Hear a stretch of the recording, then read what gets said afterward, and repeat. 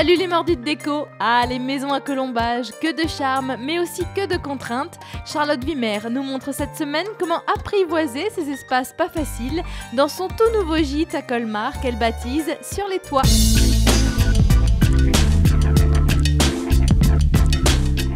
Charlotte, j'ai hâte de découvrir ce petit nid que tu as créé. Il y a combien de mètres carrés? Parce que ça a vraiment effectivement l'air tout petit. C'est un petit appart de 45 mètres carrés, un petit nid d'amour. T'as craqué pour l'endroit? Ouais, complètement. On a une super bonne rue, on est dans la rue des Marchands. Et ensuite, on a craqué sur l'appartement lui-même, quoi. Pourquoi? Parce que c'est un terrain de jeu qui est rigolo quand c'est petit. Ouais, il est cosy, il y a les poutres apparentes. Et après, je savais le potentiel qu'il avait. Mais par contre, il y avait beaucoup de boulot. Oui, on a quasiment tout arraché. On a arraché tous les plafonds, il y avait du polystyrène sur les plafonds. Et on a refait une belle verrière pour séparer les deux pièces. Ça, c'est une excellente idée. Tu l'as fait parce qu'il y a une marche, c'est ça? Oui, donc avant, on avait un petit mur à demi-hauteur avec la marche. Donc du coup, pour simplifier et aérer la pièce, on a préféré faire une jolie verrière. Moi, j'en ai jamais vu dans d'aussi petites surfaces. Mais vraiment, ça fonctionne bien. Ouais. Et puis, il y a un côté industriel que toi, t'aimes bien. Ouais, que j'aime beaucoup. Et puis surtout, avoir ce côté libérer l'espace au niveau de la vue. Et puis séparer quand même les deux pièces. Quand même séparer, ouais. Alors, il y a des contraintes quand même, il y a des choses à savoir quand on se lance comme ça dans des verrières? Bon, là, ici, comme on est sur un gîte, c'est vrai qu'on l'a renforcé au niveau de la sécurité.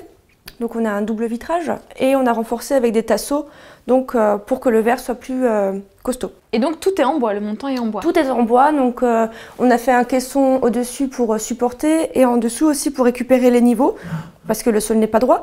C'est plus simple de travailler le bois que le métal? Les deux sont aussi simples l'un que l'autre, à savoir que le bois maintenant va être plus épais parce que mon montant va faire minimum 5 cm.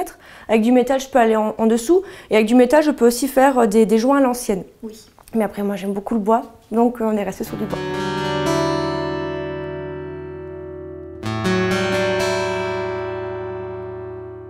Moi, j'aime beaucoup ce mur en briques aussi. Ouais, alors le mur fait partie de la maison. En cassant le crépi qu'on avait sur les murs, on a découvert ces belles briques rouges. C'était la surprise? Ouais, complètement. J'étais trop contente de le retrouver. J'ai toujours rêvé d'avoir un mur en briques et ça y est, je l'ai. Pourquoi tu voulais un mur en briques? Il y a ce côté, pareil, tradition sur les murs d'autrefois, ce côté industriel quand même que la brique rouge ramène.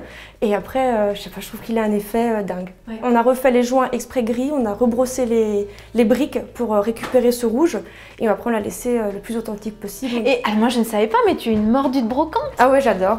J'adore, je suis petite fille de menuisier, donc j'ai toujours aimé les vieux meubles, avec leur esprit, leur histoire et surtout le bois. Mais t'arrives à la moderniser, c'est ça qui est bien. Ouais, bah ouais, comme ces chaises, hein, je les ai récupérées. Et ça, c'est de la récup? Ouais, c'est de la récup. Donc, elles étaient en vieux brun, je vous laisse imaginer la couleur qu'elles avaient avant. Et du coup, avec un petit coup de patine, grise, toujours grise, on est reparti sur quelque chose un peu plus contemporain. Tu hésites pas à mettre du tissu un peu... Le petit napperon, ouais. En fait, c'est vrai que c'est un petit côté cliché, mais j'aime énormément retrouver ces petites dentelles à chaque fois ou ces petits ornements, j'aime beaucoup. Le charme de mémé. Voilà, c'est ça, exactement, j'adore. Et le côté contemporain, mais tu l'as dans les lumières. Voilà, dans les luminaires, donc j'ai ce côté ampoule nue qui va me ramener ce côté un peu plus brut contemporain. Cette chambre, elle est très féminine. Oh, j'ai quelques petites touches féminines, mais j'ai quand même gardé mon côté gris, anthracite. Alors un lit hyper confortable. Ouais. Très très haut, très cosy. On l'a fait un peu à l'américaine en fait. Ouais. On voulait avoir quelque chose de très confortable, donc on a surélevé. Et le petit détail un peu plus féminin avec le coussin avec les petites fleurs et les mésanges. Ça j'adore. Ça c'est le côté kitsch. Ouais. Et le soubassement, tu l'as travaillé en quoi? Alors qu'est-ce que c'est ça? Donc on a tout replaqué en fait pour créer la tête de lit et fermer la lège et après on a mis du béton ciré. Et alors cette salle de bain, c'était pas une mince affaire? Ah ouais, la salle de bain c'était terrible. Il fallait escalader des WC pour aller dans la douche. Ouais, parce qu'elle est toute petite. Elle est rikiki, oui. Du coup, t'as élargi la douche et t'as grignoté sur le lavabo. Ouais. Et le bon plan aussi, c'est cette niche avec le miroir. On a triché, ouais, complètement. On a laissé à fleur du mur, on a mis au bout un miroir.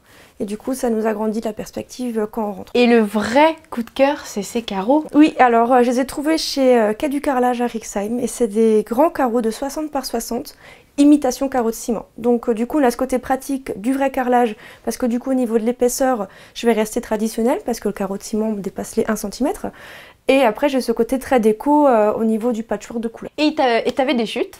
Et avec les chutes, ouais, j'ai refait ma crédence de la cuisine. Et ça donne c'est ce qui va donner le caractère à la cuisine. Ouais, complètement, ouais. Et puis du coup, j'ai ce petit rappel thématique couleur toujours et thématique motif.